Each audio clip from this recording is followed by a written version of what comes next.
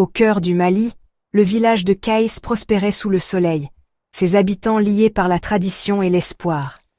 Parmi eux se trouvait Aminata, une femme dont le plus grand souhait était d'avoir un enfant pour perpétuer l'héritage de sa famille. Chaque jour, elle priait sous l'ancien baobab, le cœur rempli d'espoir pour un enfant qui apporterait l'honneur à sa maison. Lorsque ses prières furent enfin exaucées, le village se réjouit, ignorant le voyage extraordinaire qui les attendait tous. La fille d'Aminata, Zara, est née un jour où le monde semblait s'arrêter.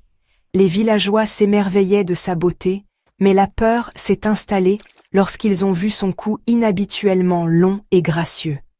Des murmures se sont répandus. Était-ce une bénédiction ou une malédiction? La communauté s'est recroquevillée, la surnommant l'enfant girafe, et la joie d'Aminata s'est transformée en chagrin alors qu'elle protégeait Zara des regards cruels. Pourtant, dans la différence de sa fille, Aminata ne voyait pas un monstre, mais un miracle. À mesure que Zara grandissait, son isolement augmentait. Les enfants se moquaient d'elle, et les anciens la considéraient comme un mauvais présage. Même Aminata luttait sous le poids du jugement du village. Désespérée et le cœur brisé, Aminata fit un choix douloureux, elle mena Zara profondément dans la nature, la laissant seule sous le ciel infini. Abandonnée, Zara fit face à la plus dure des vérités, elle était absolument seule. Mais à ce moment de chagrin, son voyage de survie commença. Seule dans la nature, Zara trouva l'acceptation parmi les acacias et les animaux sauvages. Son long cou, autrefois source de honte, devint sa plus grande force, l'aidant à trouver de la nourriture, à repérer le danger et à prospérer. Des girafes broutaient à proximité, des singes lui apprenaient quoi manger, et des éléphants lui montrèrent des points d'eau cachés. La brousse devint sa maison, et les animaux sa famille. Zara bâtit une vie de résilience et de détermination, sa douleur lentement remplacée par la force. Dans l'étreinte de la nature, elle découvrit sa vraie valeur. Les années passèrent, et Zara devint sage, apprenant les secrets de la terre et le langage des animaux. Sa vision unique lui permettait de prédire le temps et de trouver de l'eau, faisant d'elle une gardienne de la nature. Les histoires de la femme girafe se répandirent, non plus une figure de peur, mais de respect et d'admiration. La solitude de Zara devint une source de profonde sagesse, sa différence un symbole d'harmonie avec la nature. Inconsciente de sa légende, elle vivait tranquillement, en paix avec elle-même et le monde.